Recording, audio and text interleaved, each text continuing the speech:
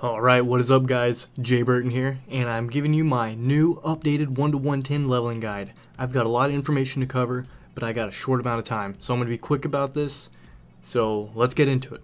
Now, before we start, let's talk about BOAs. The only ones that really I need to mention are the rings. That's the one most people don't have. The first ring, the Dread Pirate Ring, is from the STV fishing tournament on Sundays, I believe. I got it back when it was a Kaluak tournament in Northrend, but they changed it, so now it's an STV. Go get that ring if you don't have it. It's a 5% increase in experience and solid stats. Now, the next ring is, it comes in 3 different kinds: intelligence, strength, and agility. And this is from the garrison in Warlords of Draenor from the shipyard. There's a couple things you have to do. If you're curious on that ring, go look it up. There's like a certain item you have to get in Tanan Jungle, and then it'll appear in the missions. Okay, so those 2 rings are really helpful. Now let's talk about enchants. Enchants are going to level up with you throughout the entire time, so they're worth having. For the neck, just get the gift of blank, whatever stats are best for you. That's the Legion low level version. And then for the rings, word of blank, also Legion low level version. For the shoulders and pants, you have to be level 85 or between that and 89.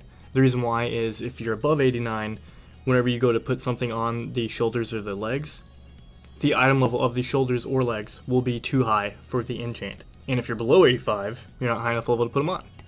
It's not a big deal if you have these though, don't worry about it too much.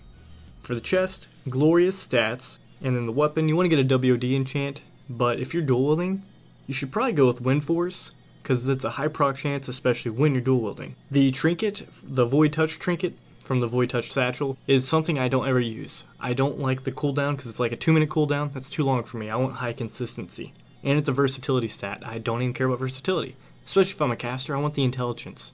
It's up to you though. If you want to use it, that's totally fine. The heirloom mount is not mandatory. The only time we would use it is between level 1 and 15. So don't worry about it if you don't have it. Alright, let's get started. So 1 to 15 bracket. The only time we're not going to be doing dungeons, well, one of the only times. So we're going to be questing, unless you're a dot class or a hunter. If you are not one of those, you need to quest up to 15. Now, if you're like a priest, go find a very populated area with mobs and high respawn times. Any kind of humanoids, especially murlocs. You can just grind those hard and get levels so fast. Currently, I've gotten to level 15 the quickest on a priest. Let's assume you're 15 now. Now we're going to be starting the dungeons. If you're a tank, well, have fun here. But everybody, as soon as you get 15, hit that Q. Get in the looking for dungeon. Always specific Q for the lowest dungeon. We don't want to skip dungeons because it's all about the quests from them. So start with Ragefire Chasm, go and do the quest, get out. Now if you're a DPS or a healer, you're probably going to have a wait time. Wait time is downtime, meaning no experience, so we got to fix that. While you're in queue, go grind mobs. Go to an area that's around your level and grind mobs. For example, my Warlock, I went to Northern Barrens and was grinding mobs while I was in queue, and then I was ready to go to Ashenvale directly north when I was around level 18. So it worked out. That way you're staying busy in between queues. Do not repeat dungeons. The only point of doing dungeons is the quests give a lot of experience. So do not repeat dungeons. Couple of little exceptions here. Nomergon is a good dungeon to skip if you're all about experience per hour.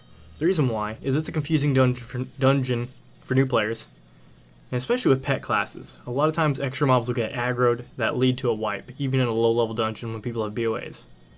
Secondly, there's a lot of places where you drop down, and new players often, if they don't kill themselves, they will aggro a bunch of mobs that they land on top of, which can result in a wipe. And Horde do not do stocks. There's no quest in there, it's only Alliance quest, so skip stocks. So now you're level 45. Things will change here. The reason why: there are less available dungeons for you compared to how fast you're leveling. So eventually you're going to have to repeat dungeons because you're not going to have any new ones. This is why we need to start questing.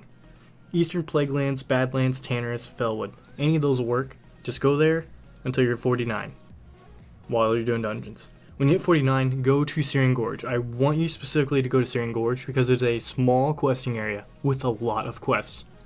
This place will have you leveling up so fast. Also keep doing dungeons while you're there, and then once you hit 54, go directly to Blasted Lands. Also another small area, well, kind of small. Compared to the amount of quests it has, it's amazing. Stay there while doing dungeons, up to 58.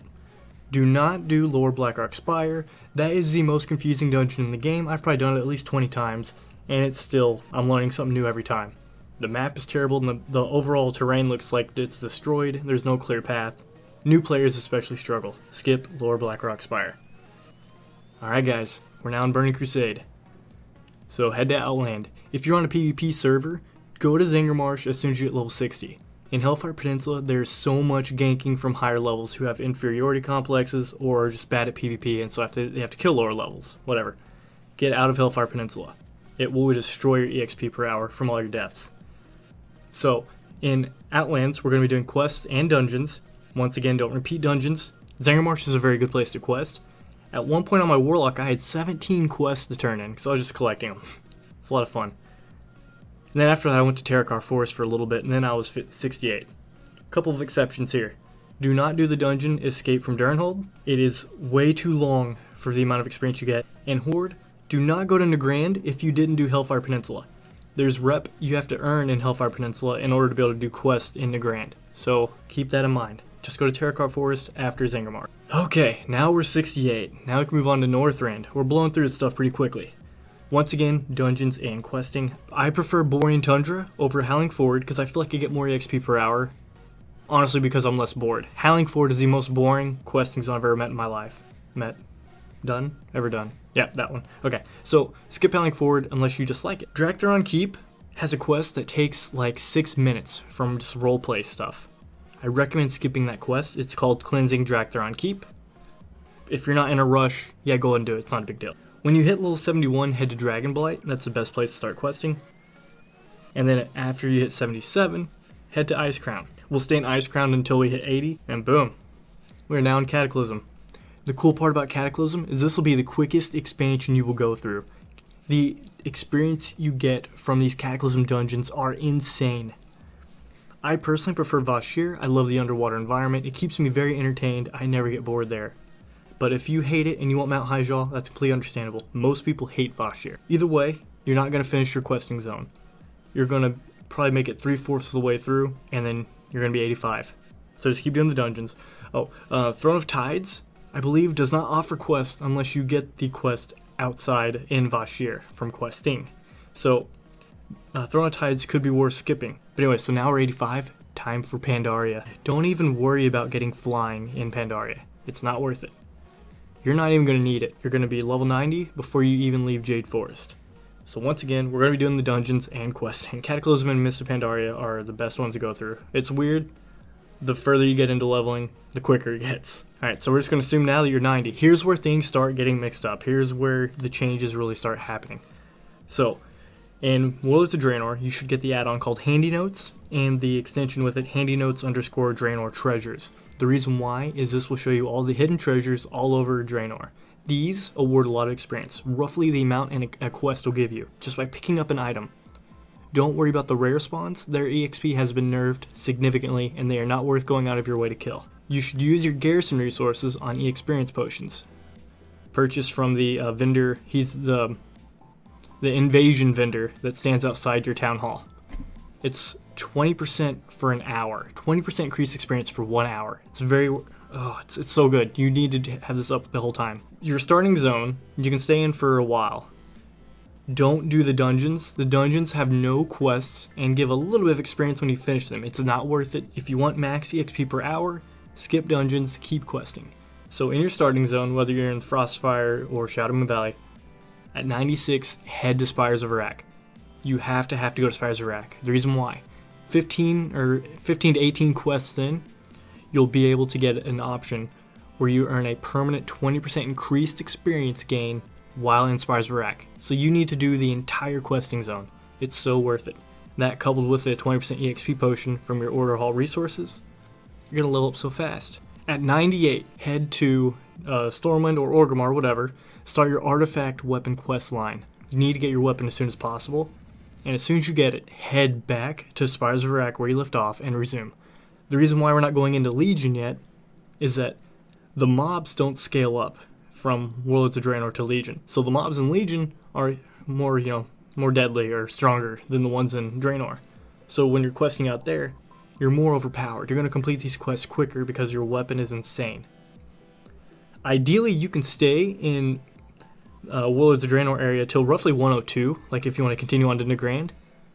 I just hate Warlords of Draenor, so usually around 100, I'll start Legion. Alright, here we are. We are in Legion now.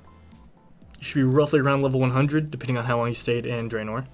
First thing I want you to do, is to download the Legion Companion phone app. The reason why, this will help you leveling so much. There are these follower missions that award experience. Not follower experience, but player experience. These missions award your character experience. It's roughly 8 to 10% experience of that level. And these are pretty common, like multiple a day. The cool thing about this is you can be at work, school, on a date, you could be on a vacation, and still be leveling up your character. Questing is going to be like the most important thing for leveling up, but you need to be smart about it. Your first questing zone, pick the one you hate the most. You want it, like the longer you're in Legion leveling up, you want it to get easier, not harder. So I hate High Mountain. I pick High Mountain first all the time. So I finish High Mountain, then I go to Stormheim. That's my second most hated. Then I'll do my favorite two, which is Azuna and Val'sharah. It's a little setup that I do that keeps me motivated when I'm leveling up.